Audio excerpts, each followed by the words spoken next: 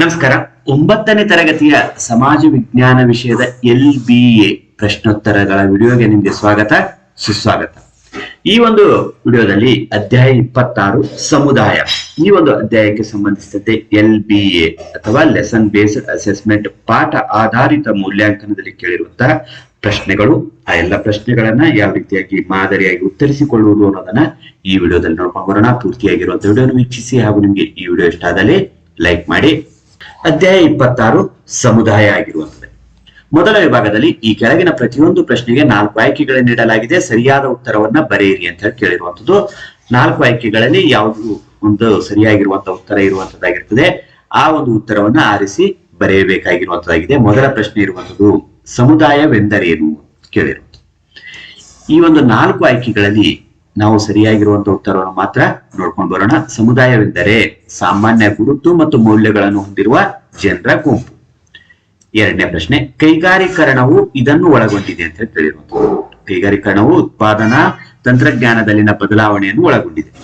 ಇನ್ನು ಮೂರನೇ ಪ್ರಶ್ನೆ, 2011ರ ಜನಗಣತಿ ಪ್ರಕಾರ ನಗರ ಸಮುದಾಯದ ಕನಿಷ್ಠ ಜನಸಂಖ್ಯೆಯ ಪ್ರಮಾಣ ಕೇಳಿರುವುದು 25,000. ಗ್ರಾಮೀಣ ಸಮುದಾಯದ ಪ್ರಮುಖವಾಗಿ ಇದನ್ನು ಅವಲಂಬಿಸಿದೆ. ಗ್ರಾಮೀಣ ಸಮುದಾಯವು ಪ್ರಮುಖವಾಗಿ ಕೃಷಿಯನ್ನು ಅವಲಂಬಿಸಿದೆ.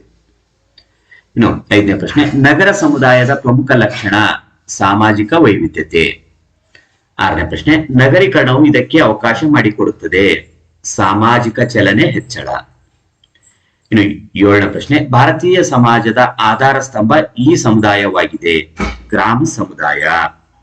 8ನೇ ಪ್ರಶ್ನೆ, ಬುಡಕಟ್ಟು ಸಮುದಾಯಗಳು ಇಲ್ಲಿ ಕಂಡುಬರುತ್ತದೆ.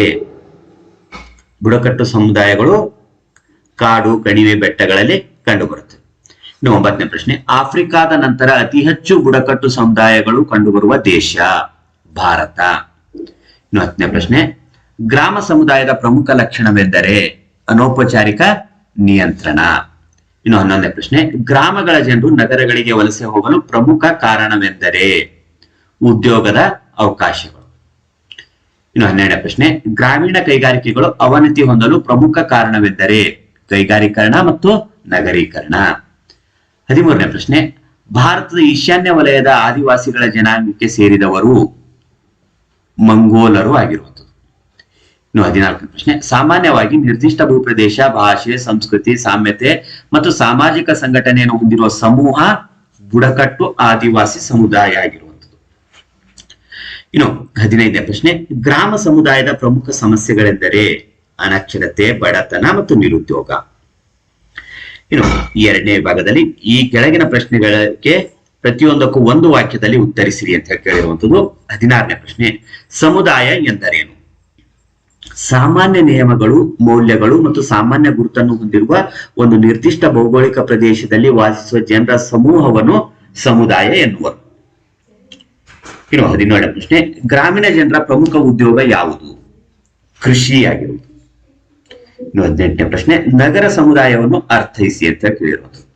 ಸಾಪೇಕ್ಷ ದೊಡ್ಡ ಗಾತ್ರದ ಹೆಚ್ಚು ಜನಸಾಂದ್ರತೆ ಉಳ್ಳ ಹಾಗೂ ಸಾಮಾಜಿಕ ವೈವಿಧ್ಯತೆಯನ್ನು ಹೊಂದಿದ ಜನರ ಶಾಶ್ವತ ನೆಲೆಯನ್ನು ನಗರ ಎನ್ನುವರು. ಇನ್ನು 19ನೇ ಪ್ರಶ್ನೆ, ಕೈಗಾರೀಕರಣವು ಯಾವುದನ್ನು ಸೂಚಿಸುತ್ತದೆ?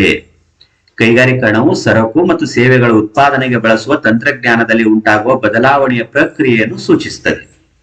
ಇನ್ನು 20ನೇ ಪ್ರಶ್ನೆ, ಕೈಗಾರೀಕರಣ ಪ್ರಮುಖ ಪರಿಣಾಮ ಯಾವುದು? ಹಳ್ಳಿಯ ಜನರು ಉದ್ಯೋಗಗಳನ್ನು ಹುಡುಕಿಕೊಂಡು ನಗರಗಳಿಗೆ ವಲಸೆ ಹೋಗುವುದು. ಇನ್ನು 21ನೇ ಪ್ರಶ್ನೆ, ನಗರಗಳಲ್ಲಿ ಸಾಮಾಜಿಕ ವೈವಿಧ್ಯತೆ ಕಂಡುಬರಲು ಕಾರಣವೇನು? ಜನರ ವಿವಿಧ ಸಾಂಸ್ಕೃತಿಕ ಹಾಗೂ ಸಾಮಾಜಿಕ ಹಿನ್ನೆಲೆಗಳು. ಇನ್ನು 22ನೇ ಪ್ರಶ್ನೆ, ಹೆಚ್ಚಿನ ಅನಕ್ಷರತೆ ಕಂಡುಬರುವ ಸಮುದಾಯ ಯಾವುದು? ಬುಡಕಟ್ಟು ಆದಿವಾಸಿ ಸಮುದಾಯ. ಇನ್ನು 23ನೇ ಪ್ರಶ್ನೆ, ಭಾರತದಲ್ಲಿ ಕಂಡುಬರುವ ಬುಡಕಟ್ಟು ಜನರ ಪ್ರವರ್ಗಗಳನ್ನು ಹೆಸರಿಸಿ. ಈಶಾನ್ಯ ವಲಯದ ಆದಿವಾಸಿಗಳು, ಕೇಂದ್ರ ವಲಯದ ಆದಿವಾಸಿಗಳು, ದಕ್ಷಿಣದ ಆದಿವಾಸಿಗಳು. ಇನ್ನು 3ನೇ ವಿಭಾಗದಲ್ಲಿ ಈ ಕೆಳಗಿನ ಪ್ರಶ್ನೆಗಳಿಗೆ 2ರಿಂದ 4 ವಾಕ್ಯಗಳಲ್ಲಿ ಅಥವಾ ಅಂಶಗಳಲ್ಲಿ ಉತ್ತರಿಸಿ ಅಂತ ಕೇಳಿರುವಂತದ್ದು. 24ನೇ ಪ್ರಶ್ನೆ, ಸಮುದಾಯದ ಲಕ್ಷಣಗಳನ್ನು ತಿಳಿಸಿ. ಜನರ ಗುಂಪು, ಸೀಮಿತ ನಿರ್ದಿಷ್ಟ ಪ್ರದೇಶ, ಒಗ್ಗಟ್ಟಿನ ಭಾವನೆಗಳು, ಜೀವನದ ಬಗ್ಗೆ ಸಾಮಾನ್ಯ ದೃಷ್ಟಿ, ಕಾನೂನುಗಳಿಂದ ಸ್ಥಾಪಿತವಾಗಿರುವುದು. ಇನ್ನು 25ನೇ ಪ್ರಶ್ನೆ, ಭಾರತೀಯ ಬುಡಕಟ್ಟು ಜನಾಂಗವನ್ನು ಹೇಗೆ ವಿಭಾಗಿಸಲಾಗಿದೆ? ಈಶಾನ್ಯ ವಲಯದ ಆದಿವಾಸಿಗಳು, ಗುರು, ಲಿಂಬಿ, ಚಿಕ್ಮ. ಕೇಂದ್ರ ವಲಯದ ಆದಿವಾಸಿಗಳು ಸಂತಾಲರು, ಕೋಲರು, ಮುಂಡರು, ಬಿಲ್ಲರು. ದಕ್ಷಿಣದ ಆದಿವಾಸಿಗಳು ಸೋಲಿಗ, ಎರವ, ತೊಡವ, ಚೆಂಚು. ಇನ್ನು 26ನೇ ಪ್ರಶ್ನೆ, ಈಶಾನ್ಯ ವಲಯದ ಆದಿವಾಸಿಗಳು ಕಂಡುಬರುವ ರಾಜ್ಯಗಳನ್ನು ಹೆಸರಿಸಿ. ನಾಗಾಲ್ಯಾಂಡ್, ಮೇಘಾಲಯ, ಅರುಣಾಚಲ ಪ್ರದೇಶ್, ಅಸ್ಸಾಂ, ತ್ರಿಪುರ, ಮಣಿಪುರ. ಇನ್ನು 27ನೇ ಪ್ರಶ್ನೆ, ಭಾರತದ ದಕ್ಷಿಣ ಆದಿವಾಸಿಗಳ ಜನಾಂಗಗಳನ್ನು ಹೆಸರಿಸಿ. ಸೋಲಿಗ, ಎರವ, ತೊಡವ, ಕೋಟ, ಚೆಂಚು, ಕಾಡಾರ. ಇನ್ನು 28ನೇ ಪ್ರಶ್ನೆ, ಅಂಡಮಾನ್ ನಿಕೋಬಾರ್ ದ್ವೀಪಗಳಲ್ಲಿ ವಾಸಿಸುವ ಬುಡಕಟ್ಟು ಗುಂಪನ್ನು ಹೆಸರಿಸಿ. ಜಾರವಾಗಳು, ಓಂಗೆಗಳು, ಸೇಂತಿ, ನೇಲಿಗಳು, ಅಂಡಮಾನ್ ಮತ್ತು ನಿಕೋಬಾರಿಗಳು. ಇನ್ನು 4ನೇ ಭಾಗದಲ್ಲಿ ಈ ಕೆಳಗಿನ ಪ್ರಶ್ನೆಗಳಿಗೆ ಪ್ರತಿಯೊಂದಕ್ಕೂ 6 ವಾಕ್ಯಗಳಲ್ಲಿ ಅಥವಾ ಅಂಶಗಳಲ್ಲಿ ಉತ್ತರಿಸಿ ಅಂತ ಕೇಳಿರುವಂತದ್ದು. 29ನೇ ಪ್ರಶ್ನೆ, ನಗರ ಸಮುದಾಯದ ಲಕ್ಷಣಗಳಾವು? ಸಾಮಾಜಿಕ ವೈವಿಧ್ಯತೆ, ಅನಾಮಿಕತೆ, ಹೆಚ್ಚಿನ ಪ್ರಮಾಣದ ಸಾಮಾಜಿಕ ಚಲನೆ, ವ್ಯಕ್ತಿವಾದ, ವಿಲಾಸವಾದ ಹಾಗೂ ವೈಯಕ್ತಿಕತೆಗೆ ಹೆಚ್ಚು ಒತ್ತು, ಸಂಘ ಸಂಘಟನೆಗಳ ಬೆಳವಣಿಗೆ, ಚಿಕ್ಕ ಗಾತ್ರದ ಕುಟುಂಬ, ಸಾಮಾಜಿಕ ಪರಿವರ್ತನೆಯ ತೀವ್ರ ವೇಗ. ಇನ್ನು 30ನೇ ಪ್ರಶ್ನೆ, ಗ್ರಾಮ ಸಮುದಾಯದ ಪ್ರಮುಖ ಸಮಸ್ಯೆಗಳು ಯಾವುವು? ಕೃಷಿ ಸಮಸ್ಯೆಗಳು, ಗುಡಿ ಕೈಗಾರಿಕೆ ಸಮಸ್ಯೆಗಳು, ಅನಕ್ಷರತೆ, ಬಡತನ ಮತ್ತು ನಿರುದ್ಯೋಗ, ಆರೋಗ್ಯ ವ್ಯವಸ್ಥೆಯ ಕೊರತೆ, ನಾಗರಿಕ ಸೌಲಭ್ಯಗಳ ಕೊರತೆ. ಇನ್ನು 31ನೇ ಪ್ರಶ್ನೆ, ಭಾರತದಲ್ಲಿ ಗ್ರಾಮ ಸಮುದಾಯ ಮಹತ್ವದ್ದಾಗಿದೆ ಹೇಗೆ? ಗ್ರಾಮಗಳು ಭಾರತೀಯ ಸಮಾಜದ ಆಧಾರ ಸ್ತಂಭಗಳು. ಕೃಷಿ ಪ್ರಾಧಾನ್ಯತೆ, ಸಾಂಸ್ಕೃತಿಕ ಶ್ರೀಮಂತಿಕೆ, ಸಾಂಸ್ಕೃತಿಕ ಮತ್ತು ಐತಿಹಾಸಿಕ ಕೊಡುಗೆ, ಸಾಮಾಜಿಕ ಜೀವನದ ಪೂರ್ಣ ಸಂಘಟನೆ. ಇನ್ನು 32ನೇ ಪ್ರಶ್ನೆ, ಕೈಗಾರೀಕರಣವು ಭಾರತೀಯರ ಸಾಮಾಜಿಕ ವಾತಾವರಣವನ್ನು ಹೇಗೆ ಬದಲಾಯಿಸಿದೆ? ಗುಡಿ ಕೈಗಾರಿಕೆಗಳ ನಾಶ, ಗ್ರಾಮೀಣ ಜನರು ನಗರ ಮತ್ತು ಕೈಗಾರಿಕಾ ಪ್ರದೇಶಗಳಿಗೆ ವಲಸೆ, ಭೌಗೋಳಿಕ ಹಾಗೂ ವೃತ್ತಿಪರ ಚಲನೆಗಳು ಜನರನ್ನು ಒಟ್ಟುಗೂಡಿಸಿತು, ಸಾರಿಗೆ ಸೌಲಭ್ಯಗಳ ಅಭಿವೃದ್ಧಿ. ಇನ್ನು 33ನೇ ಪ್ರಶ್ನೆ, ಗ್ರಾಮ ಸಮುದಾಯವು ಲಕ್ಷಣಗಳನ್ನು ಬರೆಯಿರಿ ಅಂತ ಕೇಳಿರುವುದು.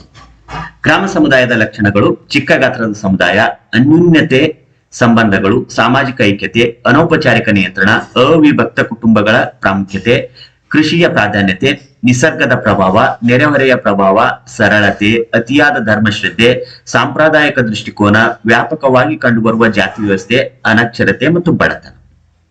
ಇನ್ನು 34ನೇ ಪ್ರಶ್ನೆ, ಬುಡಕಟ್ಟು ಜನಾಂಗದ ವಿಶಿಷ್ಟ ಲಕ್ಷಣ ಪಟ್ಟಿ ಮಾಡಿದೆ. ಸಾಮಾನ್ಯ ಭೂಪ್ರದೇಶ, ಕುಟುಂಬ ಅಥವಾ ಕುಟುಂಬ ಸಮೂಹಗಳ ಗುಂಪು, ಒಳ ಬಾಂಧವ್ಯ ಕ್ರಮ, ಸಾಮಾನ್ಯ ಭಾಷೆ, ಸರಳತೆ ಮತ್ತು ಸ್ವಯಂಪೂರ್ಣತೆ, ಸಾಮಾನ್ಯ ಧರ್ಮ, ಸಾಮಾನ್ಯ ಸಂಸ್ಕೃತಿ, ಸಾಮಾನ್ಯ ಹೆಸರು, ಸಂಸಕ್ತತೆ ಅಂದರೆ ಏಕತೆ ಪ್ರಜ್ಞೆ ಪ್ರಬಲವಾಗಿರುವುದು, ನಿರಕ್ಷರತೆ. ಇವಿಷ್ಟು ಈ ಒಂದು ಅಧ್ಯಾಯಕ್ಕೆ ಸಂಬಂಧಿಸಿದಂತೆ LBAದಲ್ಲಿ ಕೇಳಿರುವಂತಹ ಪ್ರಶ್ನೆಗಳಿಗೆ ಮಾದರಿ ಉತ್ತರಗಳನ್ನು ನಾವು ನೋಡ್ಕೊಂಡು ಬಂದಿರುವಂತದ್ದಾಗಿದೆ. ಈ ವಿಡಿಯೋ ನಿಮ್ಗೆ ಇಷ್ಟ ಆದಲ್ಲಿ ಲೈಕ್ ಮಾಡಿ. ಇತರ ಒಂದು ಅಧ್ಯಾಯಗಳಿಗೆ ಸಂಬಂಧಿಸಿರುವಂತಹ ವಿಡಿಯೋಗಳು ವೀಕ್ಷಿಸುವುದಕ್ಕಾಗಿ ಡಿಸ್ಕ್ರಿಪ್ಷನ್ ಬಾಕ್ಸ್ ನಲ್ಲಿ ಮತ್ತು ಈ ವಿಡಿಯೋದ ಕೊನೆಯಲ್ಲಿ ಪ್ಲೇ ಲಿಸ್ಟ್ ಕೊಟ್ಟಿರ್ತೇವೆ, ಕ್ಲಿಕ್ ಮಾಡಿ ವೀಕ್ಷಣೆ ಮಾಡಿಕೊಳ್ಳಬಹುದು. ಮತ್ತೆ ಮುಂದಿನ ಭಾಗದಲ್ಲಿ ಇನ್ನಷ್ಟು ಮಾಹಿತಿಗಳೊಂದಿಗೆ ಭೇಟಿಯಾಗೋಣ. ಅಲ್ಲಿವರೆಗೂ ಇತರ ವಿಡಿಯೋಗಳನ್ನು ವೀಕ್ಷಿಸ್ತಾ ಇರಿ. ಧನ್ಯವಾದ.